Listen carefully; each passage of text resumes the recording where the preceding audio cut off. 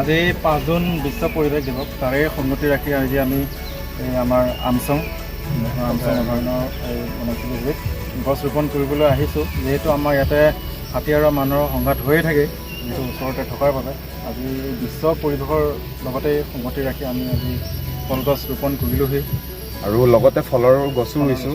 কাৰণ আমি বিচাৰোঁ সকলো জীৱ জন্তু গছ মানে সকলো জীৱ জন্তু বান্দৰ হওক, চৰাই চিৰিকটি আদি কৰি হাতী সকলোৰ কাৰণে খাদ্যৰ যোগান কৰাৰ দৰে হৈছে। আৰু সেইকাৰণে আৰু আজিয়ে নহয়, আমি আগলৈ এনেকৈ গছ ৰোপণ কৰি যাই থাকিম।